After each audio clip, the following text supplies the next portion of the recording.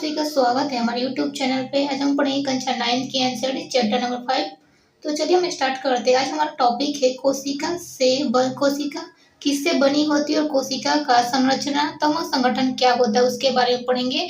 तो हम आपको बता दें कि हमने देखा है कि कोशिका में विशिष्ट घटक होते हैं जिन्हें कोशिकांग कहते हैं। कोशिका में विशिष्ट घटक होते हैं जिन्हें हम कोशिकांग कहते हैं। कोशिका कैसे संगठित होती है? यदि हम कोशिका का अध्ययन सूक्ष्मदर्शी से करें तो हमें लगभग प्रत्येक कोशिकाओं में 3 गुण दिखाई देते हैं। कौन कौन से? प्लाज्मा झिल्ली, केंद्रक और कोशिका द्रव्य होता है। आपको बता दें कोशिका के अंदर होने वाले समस्त क्रियाकलाप तथा उसकी बाहर पर्यावरण के पारस्परिक क्रियाएं इन्हीं गुणों के आकार संभव है। इन्हीं गुणों के क्या आकार संभव है?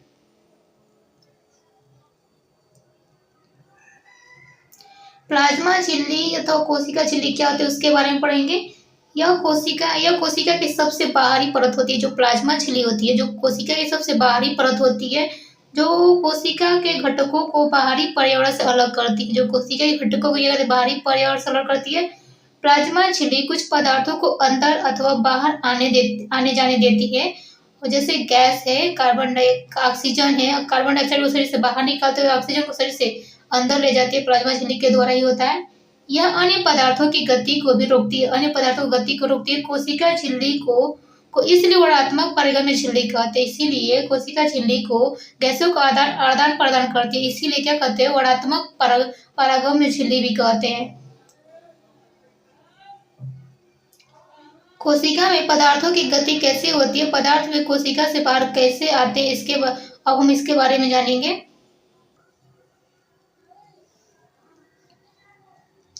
कुछ पदार्थ जैसे कार्बन डाइऑक्साइड अथवा ऑक्सीजन कोशिका झिल्ली के आर पार विसरण प्रक्रिया द्वारा आ जा सकते हैं। क्या कहते हैं? कुछ पदार्थों में कार्बन डाइऑक्साइड जैसे ऑक्सीजन कोशिका झिल्ली के आर पार विसरण की प्रक्रिया द्वारा आ जा सकते हैं। हम पिछले अध्यायों में विसरण की प्रक्रिया के विषय में पढ़ चुके हैं। हमने देखा है कि पदार्थों की गति उच्च सांद्रता से निम्न सांद्रता की ओर होती है। क्योंकि पदार्थों की जो गति होती है उच्च सांद्रता से निम्न सांद्रता की ओर होती है। कुछ इसी प्रकार की प्रक्रिया कोशिका में होती है। उदाहरण के लिए आपको बता दें कि कुछ पदार्थ जैसे कार्बन डाइऑक्साइड जो एक कोशिकीय अपशिष्ट है जिसका निष्कासन जिसका निष्कासन आवश्यक होता है, कोशिका में एकत्र हो जाती है तो उसकी सांद्रता बढ़ जाती है। कोशिका के बाह्य पर्यावरण में कार्बन डाइऑक्साइड की सांद्रता कोशिका में स्थित कार्बन डाइऑक्साइड सांद्रता की अपेक्षा कम होती है। कोशिका में बाह्य पर्यावरण में कार्बन डाइऑक्साइड की सांद्रता कोशिका में स्थित कार्बन डाइऑक्साइड की सांद्रता क्या होती है? कम होती है। जैसे ही कोशिका के अंदर और बाहर कार्बन डाइऑक्साइड की सांद्रता में अंतर आता है, जैसे ही कोशिका में के अंदर और बाहर कार्बन डाइऑक्साइड की जो CO2 गैस है उसमें सांद्रता में अंतर आता है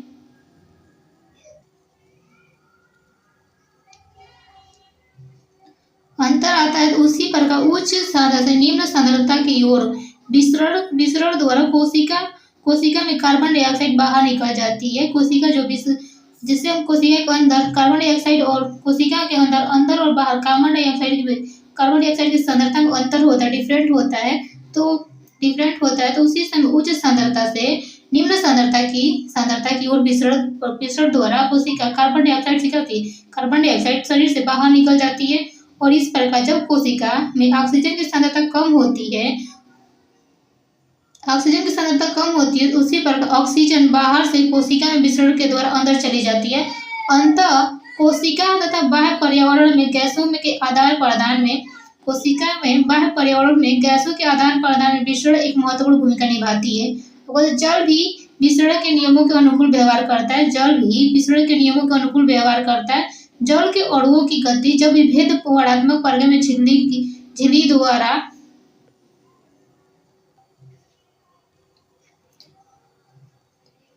जल भी विसरण के नियमों के अनुकूल व्यवहार करता है। जल के अणुओं की गति जब विभेदक वर्णात्मक पारगम्य झिल्ली द्वारा हो तो उसे परासरण कहते हैं।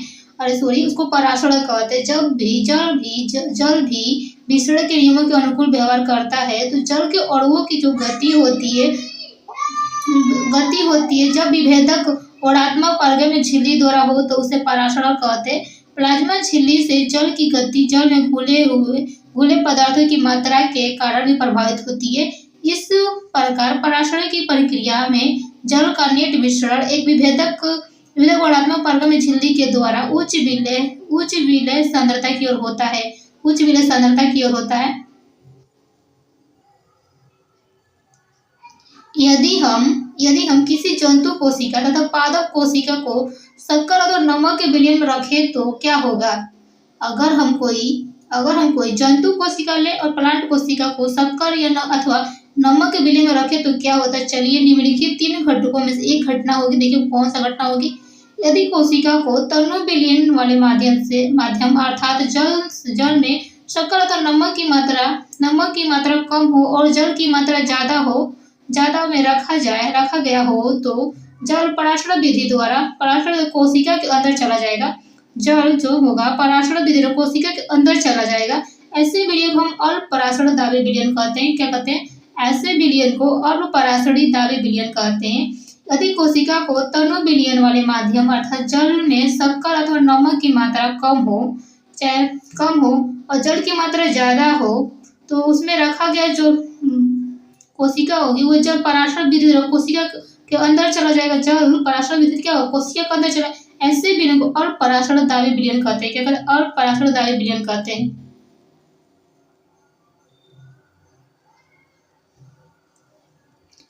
जल के अणु कोशिका झिल्ली के दोनों ओर आवागमन करने के लिए स्वतंत्र होते हैं। आपको बता दें जल के अणु कोशिका की झिल्ली के दोनों ओर आवागमन करने के लिए स्वतंत्र होते हैं, लेकिन कोशिका के अंदर जाने वाले जल की मात्रा कोशिका से बाहर आने वाले जल की मात्रा अधिक होती है। आपको बता दें कि कोशिका के अंदर जाने वाले जल की मात्रा कोशिका से बाहर आने वाले जल की मात्रा से अधिक होती है। इस प्रकार शुद्ध परिणाम यह होगा कि जल कोशिका के अंदर गया और इससे कोशिका क्या फूलने लगी और कोशिका के अंदर जो जल था वो कम था और जो बाहर था कोशिका के बाहर जो जल था वो अधिक था। तो इसीलिए क्या होता है? जल अंदर चला गया कोशिका और क्या हुआ? वो कोशिका फूलने लगी। वहाँ दूसरा टॉपिक है। दूसरा है पॉइंट क्या है?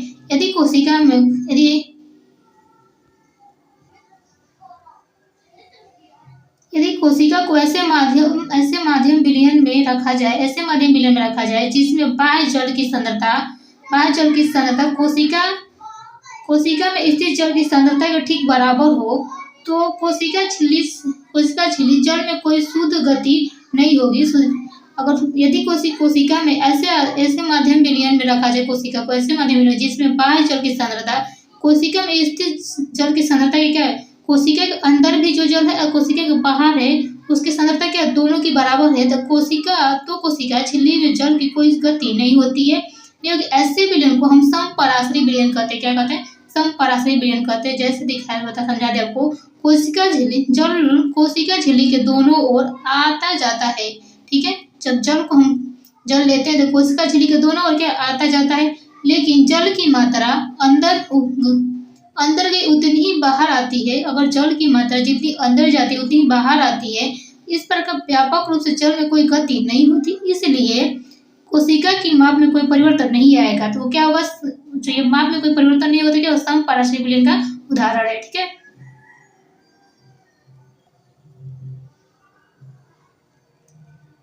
यह तीसरा पॉइंट क्या है? यदि कोशिका के बाहर वाले विलयन अंदर के घोल से अधिक सांद्र है तो जल परासरण द्वारा कोशिका से बाहर आ जाएगा। ऐसे विलयन को अति परासरण दाबी विलयन कहते हैं। ऐसे विलयन को अति परासरण दाबी विलयन कहते हैं। पुनः जल कोशिका झिल्ली के दोनों ओर आ जा सकता है। यदि कोशिका बाहर वाला विलयन अंदर की घोल के सांद्र अधिक सांद्र है। आपको बता दें कि यदि कोशिका के बाहर वाला विलयन अंदर के घोल से अधिक सांद्र है तो जल परासरण द्वारा कोशिका से बाहर आ जाएगा। अधिक सांद्र होगा तो क्या होगा? अधिक जल परासरण द्वारा कोशिका से बाहर। ऐसे विलयन को अति परासरण दाबी विलयन कहते हैं। क्या कहते हैं? जब कोशिका से बाहर जल आता है तो ऐसा विलयन को क्या कहते हैं? अति परासरण दाबी विलयन कहते हैं। आपको बता दें कि पुनः जल कोशिका झिल्ली के दोनों ओर आ जा सकता है। जब हम कोशिका को जल में डालते हैं तो पुनः जल कोशिका के दोनों ओर आ जा सकता है, लेकिन ऐसी स्थिति में कोशिका से अधिक जल बाहर आएगा और कम जल अंदर जाएगा तो अधिक जल बाहर आएगा और कम जल अंदर जाएगा तो इसलिए कोशिका सिकुड़ जाती है। आपको ऐसे पराशरित विलयन को क्या कहते हैं? अति पराशरदायी विलयन कहते हैं। पराशरण इस प्रकार विसरण की एक विशिष्ट विधि है जिसमें वर्णात्मक झिल्ली द्वारा गति होती है। चलिए क्रियाकलाप के द्वारा समझते हैं कि पराशरण से कैसे होता है। देखिए, एक अंडे को तनु हाइड्रोक्लोरिक अम्ल में डालकर उसके कवच को हटाओ। देखिए, अगर हम अंडे को तनु हाइड्रोक्लोरिक अम्ल में डालते हैं और उसके कवच को हटाते हैं तो इसका कवच अधिकांश कैल्शियम कार्बोनेट का बना होता है। इसका जो कवच होता है अंडे का वो कैल्शियम कार्बोनेट का बना होता है। यह पतली बाह्य त्वचा अब अंडे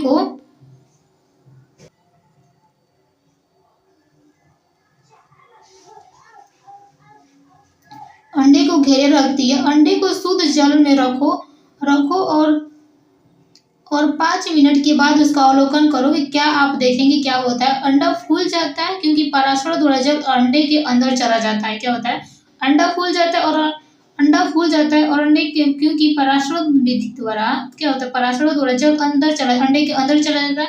इस दूसरा पॉइंट क्या होता है? इसी प्रकार एक कवच रहित अंडा का जो कवच हो ना हो नमक के साथ विलयन में रखो और 5 मिनट तक उसका अवलोकन करो। ठीक है, अब क्या देखेंगे? जब हम अंडे को 5 मिनट के लिए जिसपे कवच न हो उसको हम 5 मिनट के लिए अंडे नमक के घोल में रखेंगे। क्या होता है? नमक शांत विलयन में रखो, नमक के घोल में रखेंगे। ठीक है, अंडा सिकुड़ जाती है क्योंकि जल अंडे से निकलकर नमक के विलयन में आ जाता है। क्या होता है? जब अंडा क्यों सिकुड़ जाती है? जो हम जल होता है अंडे के अंदर वो क्या निकल कर नमक के विलयन में आ जाता है क्योंकि नमक का घोल अधिक सांद्रित है। ठीक है, इस प्रकार क्रियाकलाप हम सूखी किशमिश को अथवा खुबानी से भी हम करने का प्रयत्न कर सकते हैं। आपको बता दें, अगर इसी प्रकार जो क्रियाकलाप हम किए थे उसको और से अधिक एग्जाम्पल में देखने के लिए हम सूखी किशमिश अथवा खुबानी से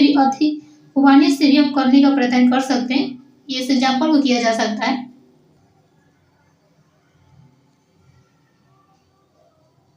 देखिए क्या होता है, एक सूखी किशमिश अथवा खुबानी को केवल जल में रखो और कुछ समय के लिए छोड़ दो। ठीक है, उसके बाद उसे शक्कर अथवा नमक के सांद्रित विलयन में रखो। आप निम्नलिखित अंतर देखेंगे कि जब उन्हें जल में रखा गया तो वह जल ग्रहण करके फूल गई। जब जल में रखा गया सूखी किशमिश को तो क्या जल ग्रहण करके फूल गई। जब उन्हें सांद्रित घोल में रखा गया तो जल को बाहर निकलकर सिकुड़ भी गई। अगर हम सूखी किशमिश या खुबानी को एक केवल जल में रखते हैं तो कुछ समय के लिए छोड़ दिया जाता है। उसके बाद शक्कर अथवा नमक के साथ विलयन में रखो। ठीक है, क्या होता है? जब हम जल में रखा सूखी किशमिश तो जल ग्रहण क्या फूल गई। अगर उसी किशमिश को जो जल ग्रहण की हुई किशमिश थी, फूली हुई किशमिश थी, जब उन्हें हम सांद्रित घोल या शक्कर या नमक के घोल में रखते हैं तो क्या होता है? वह जल को बाहर निकलकर सिकुड़ जाती है।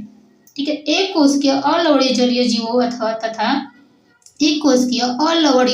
जीवों तथा अधिकांश पादप कोशिकाएं पराशरों द्वारा जल ग्रहण करते हैं।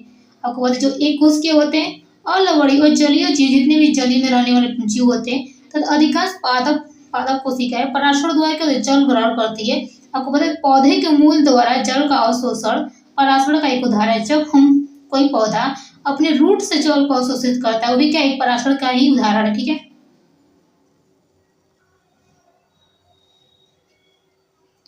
इस प्रकार कोशिका के जीवन में विसरण, आपको बता दें, इस प्रकार कोशिका के जीवन में विसरण जल तथा गैसों के आदान प्रदान की प्रक्रिया महत्वपूर्ण भूमिका निभाता है।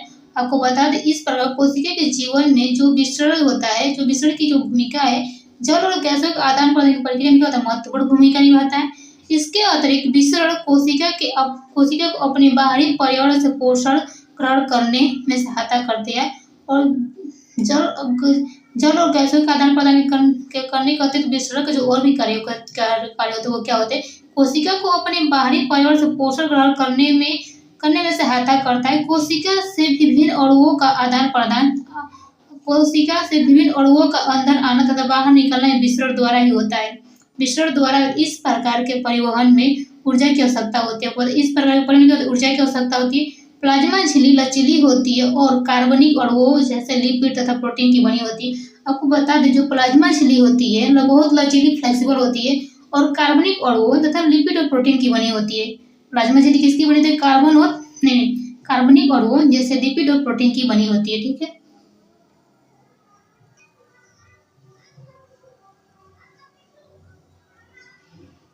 प्लाज्मा झिल्ली की रचना हम केवल इलेक्ट्रॉन सूक्ष्मदर्शी से ही देख सकते हैं। बता दें, जो प्लाज्मा झिल्ली को हम जो स्ट्रक्चर को देखना चाहे तो उसको हम सिर्फ केवल इलेक्ट्रॉन सूक्ष्मदर्शी से ही देख सकते हैं। कोशिका झिल्ली का लचीलापन एक कोशिकीय जीवों में कोशिका के बाह्य पर्यावरण से अपना भोजन तथा अन्य पदार्थ ग्रहण करने में क्या होता है? सहायता कर। जो कोशिका होती है, एक उसके जो जीव में कोशिका झिल्ली जो होती है, जो उसका लचीलापन होता है, उसी के कारण ही क्या कहते हैं? अपने बाह्य पर्यावरण से भोजन तथा अन्य पदार्थ को ग्रहण करने में सहायता होती है। किस और इस ऐसी प्रक्रिया को एंडोसाइटोसिस क्या कहते हैं? एंडोसाइटोसिस कहते हैं। हम जैसे अमीबा अपना भोजन इसी प्रक्रिया द्वारा प्राप्त करता है। ठीक है,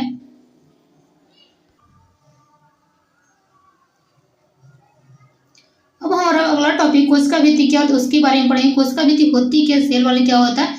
आपको बता दें कि पादप कोशिका में प्लाज्मा झिल्ली के अतिरिक्त कोशिका भित्ति भी होती है।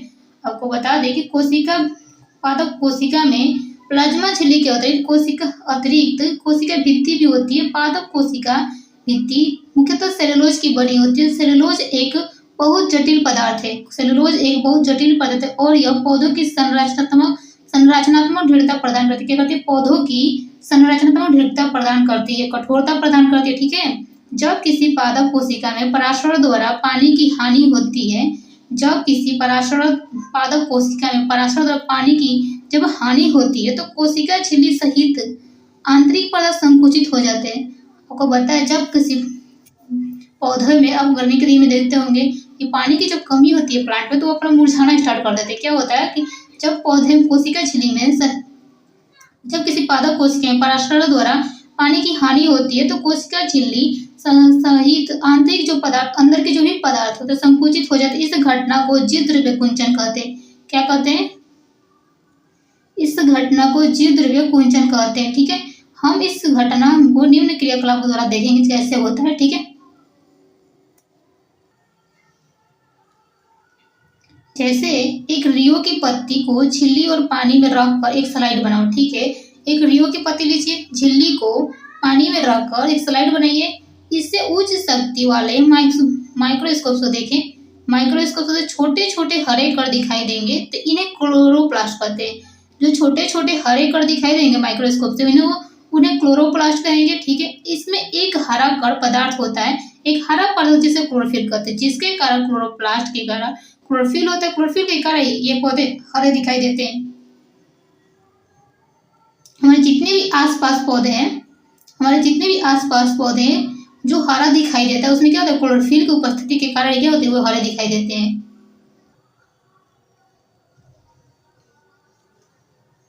अब हमारा अगला टॉपिक है, स्लाइड पर हम शक्कर अथवा नमक का सांद्र विलयन डालो और 1 मिनट प्रतीक्षा करो कि इससे इलेक्ट्रॉन सूक्ष्मदर्शी से देखो। हम क्या देखते हैं कि अब रियो की जो पत्ती थी कुछ मिनट तक जल में उबालो। जो रियो की पत्ती को कुछ मिनट क्या करें? जल में उबालेंगे।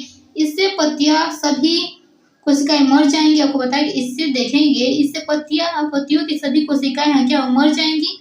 अब एक पत्तियों को स्लाइड पर रखो और उसे सूक्ष्मदर्शी से देखो। स्लाइड पर रखे इस पत्ती पर शर्करा अथवा नमक के सांद्र विलयन डालो। अब स्लाइड पर पत्ती को रखो और उस पर स्लाइड पर रखी जो पत्ती है और रियो की जो पत्ती है उस पत्ती पे क्या डालेंगे? शर्करा या नमक के सांद्र विलयन डालेंगे। ठीक है, 1 मिनट प्रतीक्षा करो और पुनः सूक्ष्मदर्शी से देखो, माइक्रोस्कोप से देखो। हम क्या देखते हैं कि अब जीव द्रव्य में कुंचन हुआ है।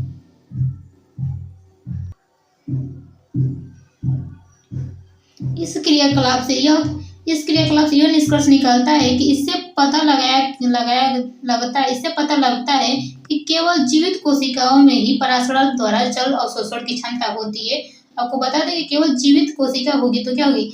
और पराशर द्वारा जल की अवशोषण की जो जल की क्षमता होगी इसके द्वारा पराशर द्वारा मृत कोशिका में नहीं होती है, ठीक है। कोशिका भित्ति सेल वाल पौधों, कवक तथा बैक्टीरिया की कोशिकाओं को अपेक्षाकृत कम तनु विलयन में भी, जो कोशिका भित्ति होती है जो पौधों, कवक तथा बैक्टीरिया की कोशिकाओं को अपेक्षाकृत कम तनु विलयन और पराशरदार विलयन में बिना फटे बनाए रखती है और ऐसे माध्यम से कोशिका पराशर विधि द्वारा पानी लेती है। आपको बताते ऐसे माध्यम से जो कोशिका होती है पराशर विधि द्वारा क्या होती है, पानी लेती है। कोशिका फूल जाती है और कोशिका भित्ति के ऊपर दबाव डालती है। क्या करती है, कोशिका भित्ति के ऊपर क्या दबाव डालती है। कोशिका जो सेल वाल होती है, जो सेल वाल भी फूली हुई कोशिका को प्रति समान रूप से दबाव डालती है। जो कोशिका सेल वाल होती है वो फूली हुई कोशिका को क्या करती है, प्रति समान उधर से भी प्रेशर और इधर से भी प्रेशर दोनों डालती है। कोशिका भित्ति के कारण पादप कोशिका परिवर्तनीय माध्यम को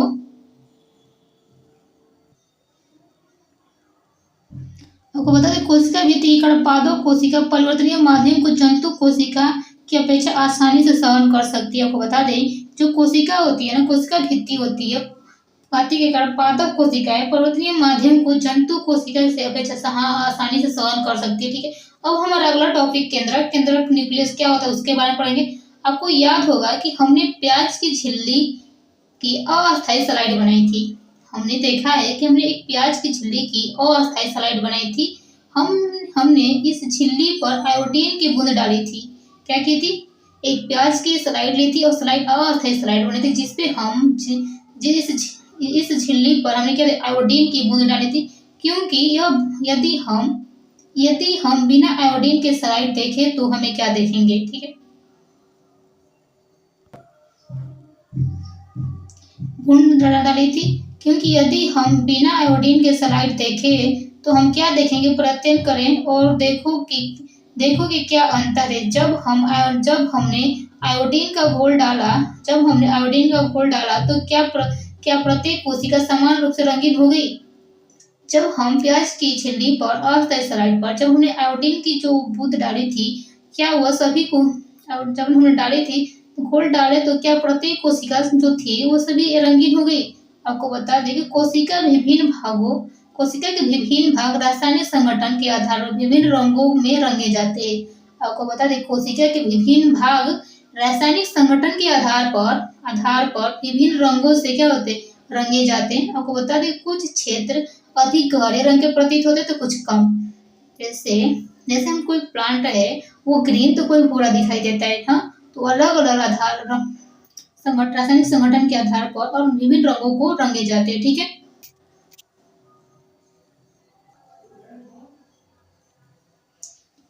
कोशिका को रंगने के लिए हम आयोडीन विलयन के अतिरिक्त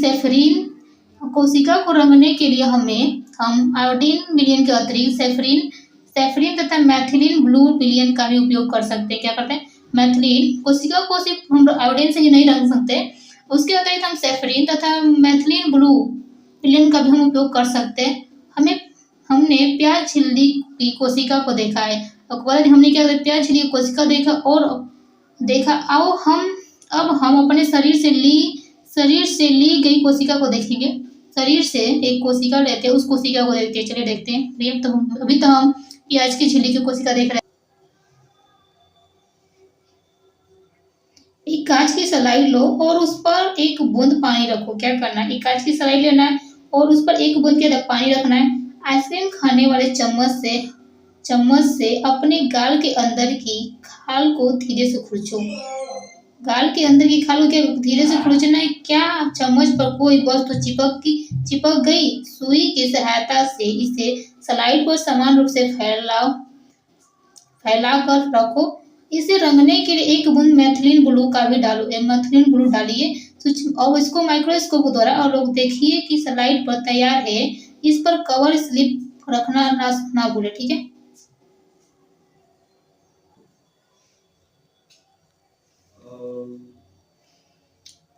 हम क्या देखते हैं कि कोशिका की आकृति कैसी है। इस आकृति को एक पेपर पर बनाइए, ठीक है। हम क्या देखते हैं कोशिका की आकृति कैसी है और इस आकृति को हम क्या एक पेपर पर बनाएंगे, ठीक है। क्या आप कोशिका के मध्य में एक गहरे रंग वाली गोलाकार तथा अंडाकार डाट की तरह संरचना देखे थे आप। क्या आप कोशिका के मध्य में एक गहरे रंग वाली गोलाकार अथवा अंडाकार डांट की तरह की संरचना देख रहे हैं? इस संरचना को केंद्रक कहते हैं। क्या कहते हैं? इस संरचना को केंद्रक कहते हैं। क्या इसी प्रकार की संरचना प्याज झिल्ली में भी दिखी थी? ठीक है भाई, आपको देख कर बताइएगा। केंद्र के चारों ओर दोहरे परत का एक स्तर है। ठीक है, केंद्र के चारों ओर एक दोहरे परत का स्तर होता है जिसे केंद्रक झिल्ली कहते हैं। क्या कहते हैं? केंद्र के चारों ओर क्या होता है? दोहरे परत का स्तर होता है, डबल लेयर मेम्ब्रेन होता है, इसे हम क्या कहते हैं? केंद्रक झिल्ली कहते हैं। केंद्रक झिल्ली के छोटे छोटे छिद्र होते हैं। इन छिद्रों द्वारा केंद्रक के अंदर का कोशिका द्रव्य केंद्रक के बाहर आ जाता है। इसी के छिद्रों के माध्यम से क्या होता है? केंद्र के अंदर का कोशिका द्रव्य केंद्र के बाहर आ जाता है। कोशिका द्रव्य के विषय में हम अनुभाग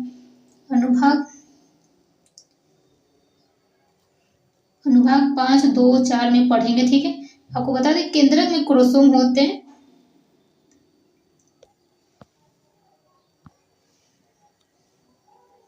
केंद्रक में क्रोमोसोम होते हैं जो कोशिका विभाजन के समय छड़ा आकार की दिखाई देते हैं। आपको पता है जो केंद्रक में क्या होता है? क्रोमोसोम होता है। जो कोशिका का जब विभाजन होता है ना, तो उसमें क्या होता है? छड़ के आकार के दिखाई देने लगते हैं, दिखाई पड़ने लगता है। आपको पता है क्रोमोसोम में अनुवांशिक गुणों की जो सूचना होती है वो माता पिता के डीएनए के अणुओं के रूप में अगली संतति में क्या जाते हैं? अगली संतति में क्या जाते हैं? क्रोमोसोम डीएनए तथा प्रोटीन के बने होते हैं। जो क्रोमोसोम होते हैं डीएनए तथा प्रोटीन के बने होते हैं। डीएनए अणुओं में कोशिका के निर्माण और संगठन को भी आपको पता है डीएनए अणुओं में कोशिका के निर्माण और संगठन का सभी आवश्यक सूचनाएं होती है। डीएनए के क्रियात्मक खंडन को जीन कहते हैं। डीएनए के क्रियात्मक खंडन को कहते हैं जीन कहते हैं, जो कोशिका विभाजित नहीं हो रही होती है। अब बता दें जो कोशिका विभाजित नहीं हो रही होती है। और आपको बता दें जो केंद्रक में जो क्रोमोसोम होता है, जो कोशिका विभाजन जब सेल डिवीजन होता है उसमें छड़ के आकार का दिखाई देता है। क्रोमोसोम में अनुवांशिक गुणों की सूचना होती है। जैसे हम क्रोमोसोम में क्या होते हैं? अनुवांशिक गुण होते हैं, जेनेटिक प्रॉपर्टी होती है, सूचना होती है। जैसे वो माता पिता से डीएनए का जो full form deoxy nucleic acid होता है और डीएनए अणुओं के रूप में अगली संतति में जाते हैं। जैसे एक पीढ़ी से दूसरे पीढ़ी में क्या होते हैं? क्रोमोसोम के माध्यम से जाते हैं। ठीक है, डीएनए क्रोमोसोम डीएनए तथा प्रोटीन के बने होते हैं। जो क्रोमोसोम होता है वो क्या होता है? डीएनए तथा प्रोटीन के बने होते हैं। डीएनए अणु में कोशिका के निर्माण और संगठन का भी आवश्यक सूचना होती है। बता दें जो डीएनए के अणुओं में कोशिका के निर्माण, सेल निर्माण और का संगठन आवश्यक सूचनाएं होती है। डीएनए के क्रियात्मक खंडन को जीन कहते हैं। जो डीएनए की जो एक क्रियात्मक इकाई होती है क्या जीन कहते हैं। जो कोशिका विभाजित नहीं हो रही होती है उसमें डीएनए क्रोमैटिन पर जो कोशिका विभाजित नहीं हो रही होती है उसमें यह डीएनए क्रोमैटिन पदार्थ के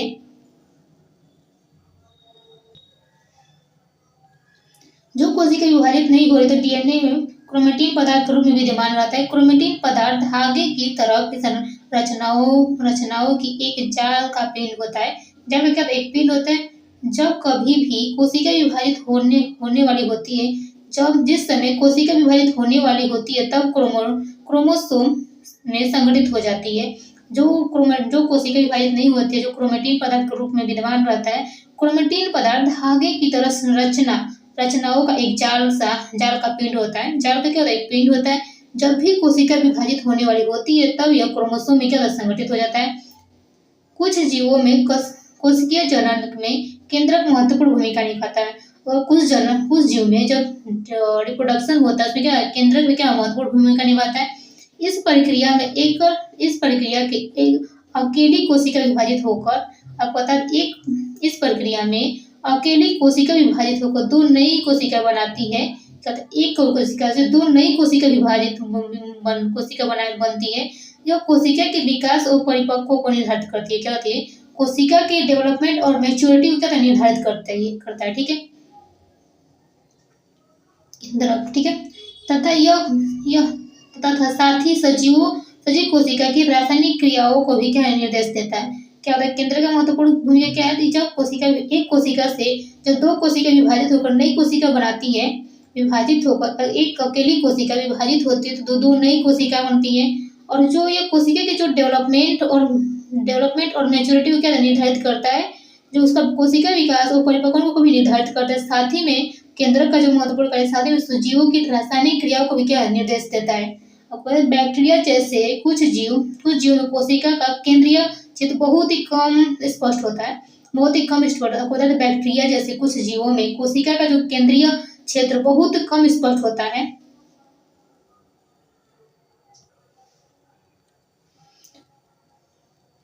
कम स्पष्ट होता है क्योंकि इसमें केंद्रक झिल्ली नहीं होती, क्योंकि जो केंद्रक झिल्ली नहीं होती, ऐसे अस्पष्ट केंद्रक क्षेत्र केवल क्रोमेटिन पदार्थ होता है।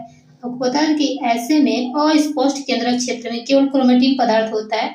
ऐसे क्षेत्र को केंद्रक काय कहते हैं। क्या कहते हैं? ऐसे क्षेत्र को केंद्रक काय कहते हैं, केंद्रक काय बोलते हैं। ऐसे जीव जिसकी कोशिकाओं में केंद्रक झिल्ली नहीं होती है, ऐसे जीव जिसकी कोशिकाओं में केंद्रक झिल्ली नहीं होती है, उन्हें प्रोकैरियोटिक अथवा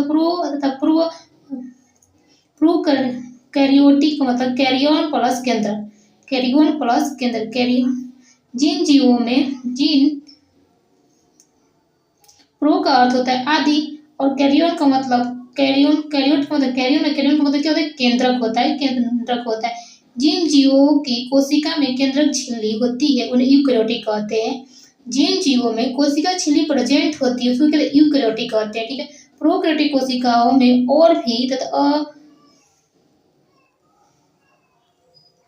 प्रोकैरियोटिक कोशिकाओं में और भी अन्य अधिकांश द्रव्य अंगक नहीं होते हैं। आपको बता दें, जो प्रोकैरियोटिक कोशिका होती है उनमें अन्य अधिकांश द्रव्य अंगक जो होते हैं नहीं होती है, जो कि यूकैरियोटिक कोशिकाओं में क्या होते हैं। ऐसे अंगकों को अनेक कार्य कोशिका द्रव्य के असंगठित भागों द्वारा किए जाते हैं।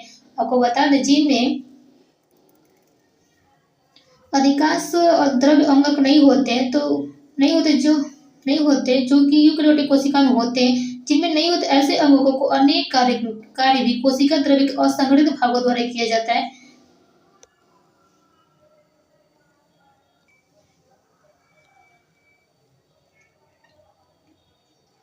जो कि यूकैरियोटिक कोशिका में ऐसे अंगों का अनेक कार्य कोशिका द्रव्य में असंगठित भागों द्वारा किए जाते हैं।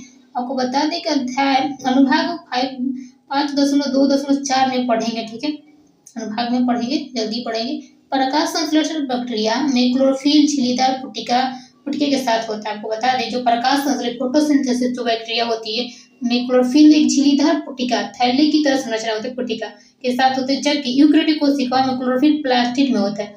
आपको जो बैक्टीरिया में जो प्रकाश संश्लेषित फोटोसिंथेसिस बैक्टीरिया होती है उनमें जो क्लोरोफिल होता है वो पुटिका झिल्ली या थैले के संरचना की तरह के साथ होता है, जबकि यूकैरियोटिक कोशिका में जो क्लोरोफिल होता है वो प्लास्टिड के साथ होता है। ठीक है, अब हमारा अगला टॉपिक है